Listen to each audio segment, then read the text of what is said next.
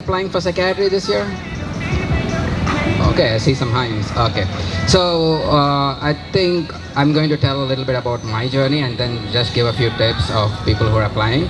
So I am an IMG myself. I went to India for medical school, and after I finished my medical school, I started here on J1 visa. So same thing, the same journey. So after finishing J1, I did a J1 waiver. I finished my J1 waiver last year. I was an APD for 2 years, and now I'm the program director since last 3 months.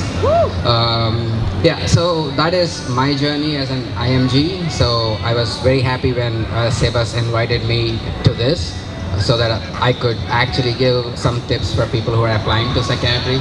So he asked me to talk a little bit about red flags, or how to kind of, I don't think anything is a red flag, to be honest with you. So especially when you're applying for psychiatry, we do see mostly your interest, like how interested are you in psychiatry, how interested are you in psychiatry as a field.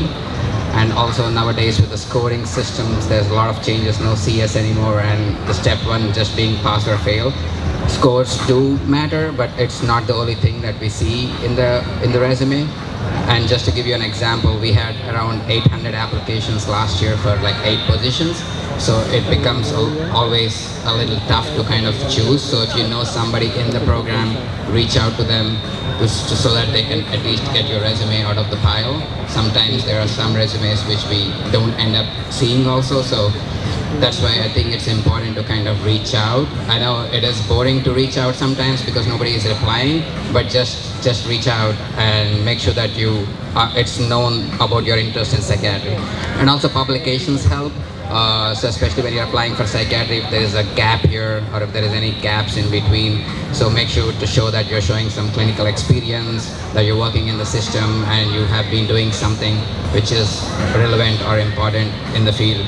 So what else can I say? What do I look in an application? What Dr. Saxena was telling, like when you sit and when you're talking to a residency program director in an interview, make sure that you be yourself and just say to them like how interested you are in psychiatry, and make sure like your interest is expressed in a way that they understand. Sometimes it's all about perception and the way you're able to let the other person perceive you and your interest in the specific field.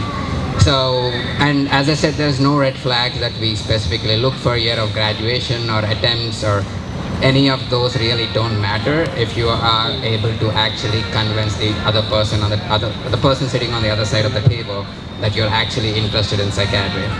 That is as much as I could tell you about psychiatry. Please reach out to us. We also have like our own observership program. Every year we kind of hire people who are in our observership program. Out of 8 residents, we usually have 2 of them who have done observerships with us. And reach out to our hospital. Our healthcare system is called Bronx Care Health System, so just look it up, and if you can feel free to reach out. And also if you have any other questions, I'm going to hang out here for a little bit. Feel free to reach out to us, and then I'll be happy to answer questions. And I think it's a great event. I never had this kind of events when I was applying for residency program. Everything we had to search online or forums or Reddit and those kinds of stuff, and I was applying to the residency program. So good luck to you all. Yeah, good luck.